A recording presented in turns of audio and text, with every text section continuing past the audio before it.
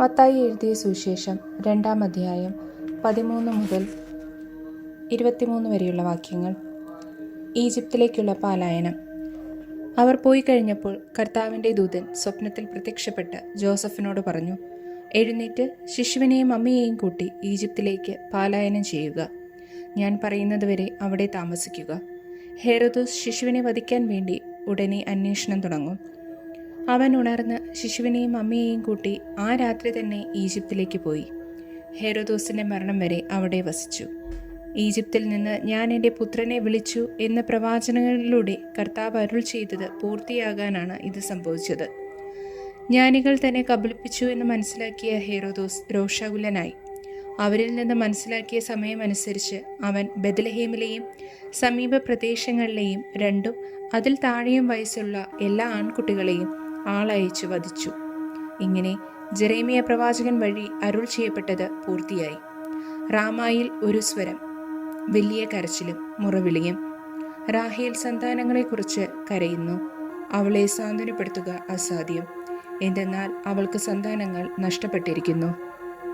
ഹേരോദോസിന്റെ മരണത്തിനു ശേഷം ഈജിപ്തിൽ വെച്ച് കർത്താവിൻ്റെ ദൂതൻ ജോസഫിന് സ്വപ്നത്തിൽ പ്രത്യക്ഷപ്പെട്ട് പറഞ്ഞു, എഴുന്നേറ്റ് ശിശുവിനെയും അമ്മയെയും കൂട്ടി ഇസ്രായേൽ ദേശത്തേക്ക് മടങ്ങുക. ശിശുവിനെ വധിക്കാൻ ശ്രമിച്ചവർ മരിച്ചു കഴിഞ്ഞു. അവൻ എഴുന്നേറ്റ് ശിശുവിനെയും അമ്മയെയും കൂട്ടി ഇസ്രായേൽ ദേശത്തേക്ക് പുറപ്പെട്ടു. മകൻ അർക്കലാവോസ് ആണ് പിതാവായ ഹെറോദോസിന്റെ സ്ഥാനത്ത് യൂദയായിൽ ഭരിക്കുന്നതെന്ന് കേട്ടപ്പോൾ അവിടേക്ക് പോകാൻ ജോസഫിന് ഭയമായി. സ്വപ്നത്തിൽ ലഭിച്ച മുന്നറിയിപ്പ് അനുസരിച്ച് അവൻ ഗലീലി പ്രദേശത്തേക്ക് പോയി. അവൻ നസ്രായൻ എന്ന് വിളിക്കപ്പെടും എന്ന പ്രവാചകൻ വഴി അരുൾ ചെയ്യപ്പെട്ടത് നിവൃത്തിയാകുവാൻ നസ്രത്ത് എന്ന പട്ടണത്തിൽ അവൻ ചെന്ന് പാർത്തു. 3-ാം അധ്യായം.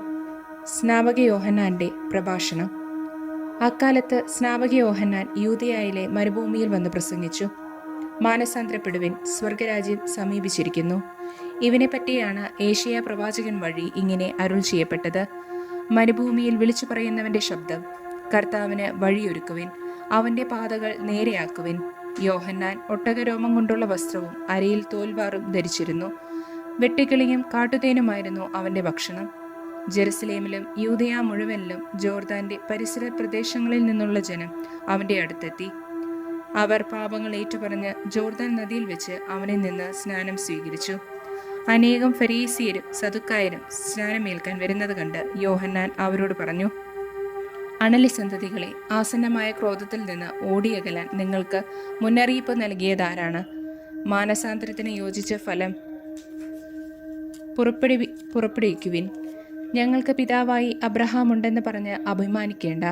ഈ കല്ലുകളിൽ നിന്ന് അബ്രാഹത്തിന് സന്താനങ്ങളെ പുറപ്പെടുവിക്കുവാൻ ദൈവത്തിന് കഴിയുമെന്ന് ഞാൻ നിങ്ങളോട് പറയുന്നു. വൃക്ഷങ്ങളുടെ വേരിന് കോടാലി വെച്ചു കഴിഞ്ഞു. നല്ല ഫലം കായ്ക്കാത്ത വൃക്ഷങ്ങളെല്ലാം വെട്ടി തീയിലെറിയും. മാനസാന്തരത്തിനായി ഞാൻ ജലം കൊണ്ട് നിങ്ങളെ സ്നാനപ്പെടുത്തി. എൻ്റെ പിന്നാലെ വരുന്നവൻ എന്നേക്കാൾ ശക്തൻ.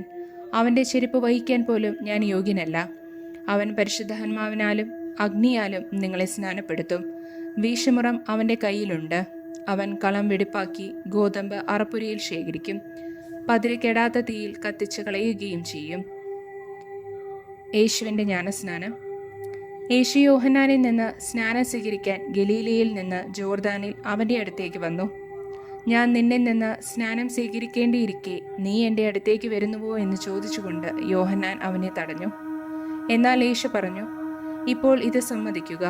അങ്ങനെ സർവ്വനീതിയും പൂർത്തിയാകുക നമുക്കുചിതമാണ്. അവൻ സമ്മതിച്ചു. സ്നാനം കഴിഞ്ഞയുടൻ യേശു വെള്ളത്തിൽ നിന്ന് കയറി. അപ്പോൾ സ്വർഗം തുറക്കപ്പെട്ടു.